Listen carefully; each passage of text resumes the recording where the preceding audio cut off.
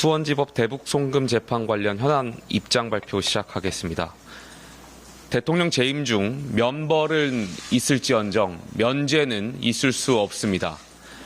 국민은 대통령의 재임 전 공직 수행과 관련된 범죄 혐의들에 대해 유죄인지 무죄인지 명확하게 알 권리가 있습니다.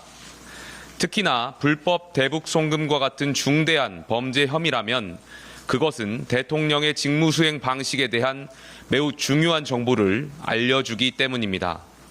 이재명 대통령은 남북 교류 사업이 활발했던 문재인 정부 시절 경기도지사로서 쌍방울 그룹의 대북 사업을 돕는 대가로 경기도가 북한 측에 냈어야 할 스마트팜 사업비 500만 달러와 자신의 방북비 300만 달러 등 800만 달러를 김성태 전 쌍방울 회장에게 대신 내도록 한 혐의로 1심 공판 준비 기일을 받아왔습니다.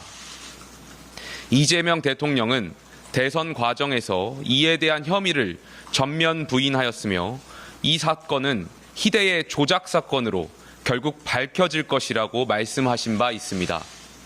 반면 대선 직후인 6월 5일 대법원은 같은 혐의로 재판 중인 이화영 전 경기도 부지사에게 징역 7년 8개월이라는 중형을 최종 확정한 바 있습니다.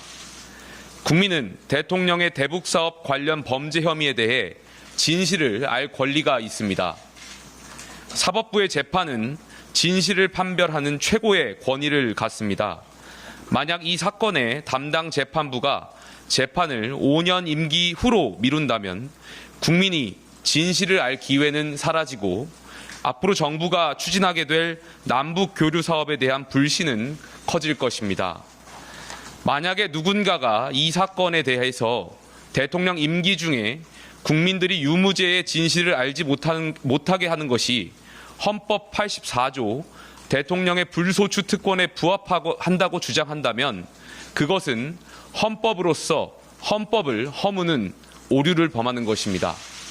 안타깝게도 최근 서울고등법원 형사 7부와 서울중앙지방법원 형사 합의 33부는 각각 이재명 대통령의 공직선거법 파기환송심과 대장동 등의 사건 재판을 대통령 불소추 특권에 따라 연기하는 조치를 내렸습니다.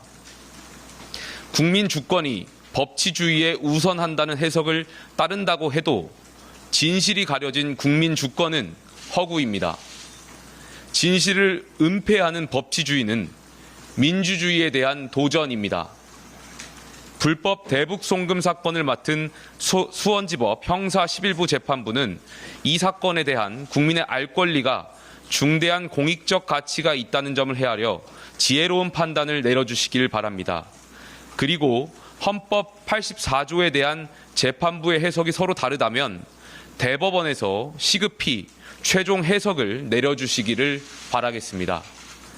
만약 대통령 취임 전 범죄 혐의에 대한 재판 결과가 대통령 직무수행의 불안정을 야기할 수 있다면 유죄에 대한 법적 책임은 현행법을 보완하여 대통령직 완료 후로 미룰 수도 있을 것입니다.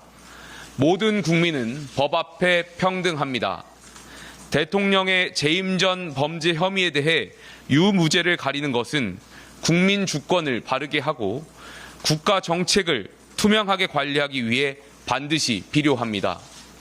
대북 송금 사건을 맡은 재판부와 대법원이 진리와 정의를 추구하고 대한민국 헌법을 수호하는 사법부의 독립과 명예를 지켜주시길 간곡히 요청드립니다. 감사합니다.